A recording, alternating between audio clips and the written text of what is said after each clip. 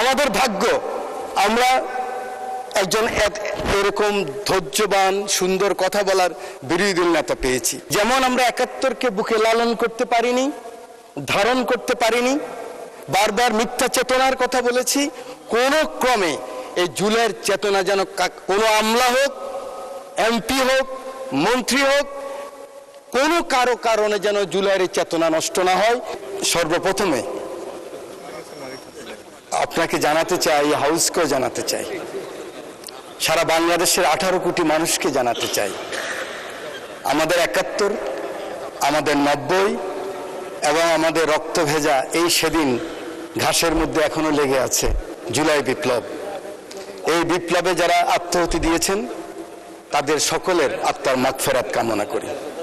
মাননীয় স্পিকার, এই সেদিন কুরবানের আগের সপ্তাহে আমি বেস্তিনি হসপিটালে গিয়েছিলাম ব্যাংককের জুলাই যোদ্ধাদেরকে দেখার জন্য। সেখানে অনেকের সাথে কথা হয়েছে। এক তরুণ হুইল চেয়ারে বসে আছে, ওই জুলাই যোদ্ধার পাশে একজন তরুণী। আমি ভেবেছিলাম হয়তো বোন কিংবা কোনো আত্মীয় হবেন। এই জুলাই যোদ্ধা আবু সাইদ যেদিন নিহত হয়েছেন সেদিন সে গুলি খেয়েছিলেন। যখন কথা বলতেছিলাম প্রাসঙ্গিক ক্রমে ওই তরুণী বললেন, ইনি আমার স্বামী। আমি বললাম, কবে বিয়ে হয়েছেন? বলে যে ৩৬ জুলাইয়ের পরে। ইন্টেরিয়াম গভর্নমেন্ট যখন তাকে নিয়ে যাচ্ছিলেন তখন এই তরুণী তার পিতাকে বলেছিলেন, আমি একজন শহীদ কিংবা পঙ্গু এই জুলাই যোদ্ধার স্ত্রী হতে চাই। কিন্তু দুঃখের বিষয় কি জানেন মাননীয় স্পিকার, এনটিআরসিতে উনি তখন শিক্ষক নিয়োগ পেয়েছিলেন। একজন ইউনো সাহেবের কাছে গেলেন যে আমার স্বামী ব্যাংককে নিয়ে যাবে। উনি বলেছেন আপনি জয়েন করতে হবে। উনি জয়েন না করে চলে গেছেন। এই হাউসকে এটাই জানাতে চাই, এই যেমন আমরা ৭১কে বুকে লালন করতে পারিনি, ধারণ করতে পারিনি, বারবার মিথ্যা চেতনার কথা বলেছি, কোনো ক্রমে এই জুলাইয়ের চেতনা যেন কোনো আমলা হোক, এমপি হোক, মন্ত্রী হোক, কোনো কারো কারণে যেন জুলাইয়ের চেতনা নষ্ট না হয় সেদিকে আমাদের সকলকে আমাদের নজর দিতে হবে। মাননীয় স্পিকার, বাজেট সম্বন্ধে দুই পক্ষেই বক্তব্য রেখেছেন। আমার সিনিয়ররা আছেন যারা 40 বছরে পার্লামেন্টে আছেন, সেরকম সিনিয়র লিডারও আছেন। আমি কখনো দেখি নাই সরকারি দল বিরোধী দল এত গঠনমূলক আলোচনা করতে, যার জন্য আমাদের দুইজন হুইপ বক্তব্য রেখেছেন। ওরা দুইজনে একদম ক্যাটাগরিক্যালি বলেছেন বিরোধী দল কিংবা সরকারি দল আমরা যারা আছি, ডেমোক্রেসির প্রথম কথা হলো পেশেন্স এবং ইসলামিক রাজনীতির প্রথম কথা হলো সবর। এই দিকেও সবর আছে, এই দিকেও পেশেন্স আছে। এই জন্য দুই দিককে আমি ধন্যবাদ জানাই, অভিনন্দন জানাই। মাননীয় স্পিকার, এই বাজেট সম্বন্ধে অনেক কথা হয়েছে, আমাদের অনেক চমৎকার চমৎকার আলোচনা হয়েছে। আমি যেটা বাজেট বুঝি, যেহেতু আমি ইকোনমিক্সের ছাত্রও নয়, আমি বাজেট সম্বন্ধে কোনো গবেষণা করি নাই, সেই লাইনে বক্তৃতা দিতেও আসি নাই। আমি এসেছি আমার মানবিক প্রধানমন্ত্রী যিনি হাউসের নেতা, তিনি কিন্তু এই পাশের নেতা নয়, তিনি দুই পাশের নেতা। বিরোধী দলের নেতা, তিনি এই পাশের নেতা। এই চেয়ারকে ঘুরিয়ে যখন house of the leader of the house বলেন, এই চেয়ারের উত্তাপ আমি বুঝি।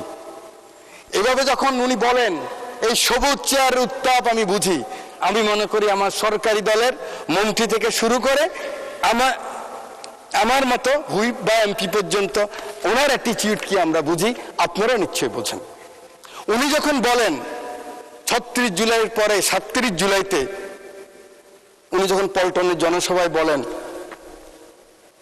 আমরা এমন কোনো কাজ করব না যে কাজে অন্য ক্ষতিগ্রস্ত হয়। কোট, উনি বলেছেন আমরা আমাদের কোনো প্রতিহিংসার কারণে, কোনো হিংসার কারণে যদি অন্য ক্ষতিগ্রস্ত হয় তাহলে আমাদের যে মিশন, আমাদের যে এই যে জুলাই যে আকাঙ্ক্ষা, সে আকাঙ্ক্ষা পূরণ হবে না, আনকোট। সেদিন বাংলাদেশের বিএনপি এবং জোটের এবং আমরা যারা আছি সবাই আমরা বুঝে গিয়েছি আমরা কি চাই। এই পার্লামেন্টে এই চেয়ারে বসে তোফায়েল আহমদ সাহেব মরহুম উনি বলেছিলেন, বিএনপি জামাত যদি কোনো কারণে আল্লাহ না করুক ক্ষমতায় আসে, সাথে সাথে 500,000 পিপল খুন হয়ে যাবে। আপনারা জানেন আমাদের এই দল এই পাশ বা এই পাশের কারো নেতৃত্বে আওয়ামী লীগের ফ্যাসিস্টদের কেউ হত্যা হয় নাই, খুন হয় নাই। মাননীয় স্পিকার, আমাদের ভাগ্য আমরা একজন মানবিক লিডার অফ দ্য হাউস পেয়েছি। আমাদের ভাগ্য আমরা একজন এরকম ধৈর্যবান সুন্দর কথা বলার বিরোধী দল নেতা পেয়েছি। আমরা আরো বেশি ভাগ্যবান আমরা একজন ডেমোক্রেট লিবারেল ফাইন্যান্স মিনিস্টার পেয়েছি। ভয় কি আমাদের? আমাদের কোনো ভয় নেই, আমরা এগিয়ে যেতে পারবো, সামনে যাব। শুধু আমাদের প্রয়োজন আমরা ঐক্যবদ্ধ আছি কিনা, জাতীয় ঐক্যের ব্যাপারে আমরা একমত আছি কিনা, আমাদের সভরেন্টির ব্যাপারে, স্বাধীনতার ব্যাপারে, সার্বভৌমত্বের ব্যাপারে আমরা একমত আছি কিনা। এখানে যদি থাকি কোনো অপশক্তি আমাদেরকে নিঃশেষ করতে পারবে না, ধ্বংস করতে পারবে না। মাননীয় স্পিকার, আমি শুধু বলতে চাই এই সংসদে আমরা যারা এসেছি 300 জন আমরা ভাগ্যবান। আমাদের নারী সদস্য এসেছে 50 জন, সবাই মিলিয়ে আমরা ভাগ্যবান।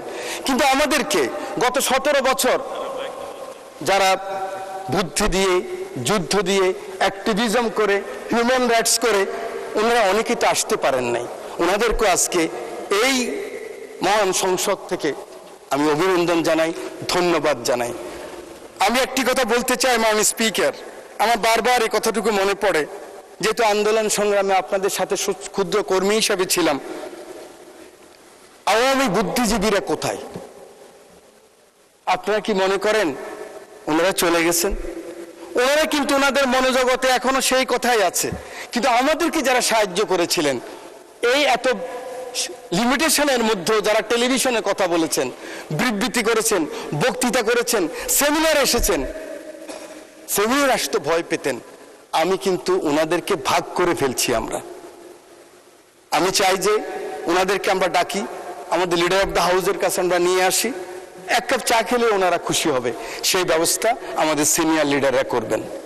মাননীয় স্পিকার, আমার এই ডান পাশে ফাঁসির দণ্ড পেয়েছিলেন, বাম পাশে ওই বসা আছেন ফাঁসির দণ্ড, আমার এখানে আছে ফাঁসির দণ্ড, আমার পিছনে আছে সালাউদ্দিন কাদের চৌধুরী সাহেবের ছেলে, মীর কাসেম আলী সাহেবের ছেলে, মাননীয় সংসদ সদস্য। আমরা যে বেঁচে আছি এটাই তো বেশি। আমাদের মাননীয় হুইপ মিয়া নুরুদ্দিন অপু রকিবুল ইসলাম বকুল বলেছিলেন, আমরা লিডার অফ দ্য হাউসকে, মাননীয় প্রধানমন্ত্রীকে উনি হাদিস দিয়ে, কোরআনের সূরা দিয়ে বলেছেন প্রথম সাহায্য করতে হবে কে? প্রথম সাহায্য করতে হবে আমরা যারা এই পাশে বসে আছি, আমরা যারা ক্যাবিনেটে আছি, আমরা যারা ওনার পাশে থাকি, আমরা প্রথম সততার সাথে, নিষ্ঠার সাথে আমরা শপথ গ্রহণ করতে হবে যে না, এমন কোনো কাজ আমরা করব না যেই কাজে বিএনপি এবং বিএনপির নেতা মানুষের কাছে কখনো অপমানিত হন। এই শপথ আমাদেরকে গ্রহণ করতে হবে। এই শপথ করতে যদি আমরা রাজি থাকি, আমরা আমাদের মনোজগতে যদি নিয়ে আসি যে না, আমরা ইনসাফে থাকবো, আমরা হকে থাকবো, আমরা আমাদের একার সাথীদেরকে কিন্তু ভুলে গেছি, অনেকে আসতে পারেন নাই। আমরা গত 17 বছর মাননীয় মহাসচিব মহোদয় রাস্তায় কান্না করেছেন, ওরা কিন্তু এখনো ঘুরছে, কিন্তু ওদের কোনো আস্থার জায়গা নেই। মাত্র 4 মাস, আমি জানি আমার একজন মাননীয় সংসদ সদস্য এখান থেকে বলেছেন ওদের জন্য প্রকল্প গ্রহণ করা উচিত, ওদের ব্যবস্থা করা উচিত। এই পাশে যারা ক্ষতিগ্রস্ত হয়েছেন আন্দোলন সংগ্রামে যে কর্মীরা, ওদের জন্য ব্যবস্থা করা উচিত। তখনই হবে আমার নেতা তারেক রহমানের সবার উপরে বাংলাদেশের যে আকাঙ্ক্ষা, সে আকাঙ্ক্ষা পূরণ হবে। আমার বক্তব্য শেষ। আমি শুধু আমার রামগতি কমলনগরের অসহায় মানুষ যে সমর্থন দিয়ে কষ্ট করে আমাকে বারবার এই সংসদে পাঠিয়েছেন, মহান রব্বুল আলামিনের কাছে শুকরিয়া। আমি কিন্তু একবারও পরাজিত হই নাই। যে ভোটে পরাজিত হচ্ছে ওই ভোট আমি করিও না, আমাকে করতে দেওয়া হয় নাই। মাননীয় মহাসচিব আছেন, উনি লিখে দিয়েছেন। অতএব 14 মাস কাজ করেছি। মহাসচিব বলেছে এত কাজ করেন কেন আপনি তো এমনি পাস করবেন, কেন যাননি? যান। মহিলাদের সাথে 31 দফা নিয়ে 14 মাস কাজ করেছে আমার বন্ধু শহীদুদ্দিন চৌধুরী।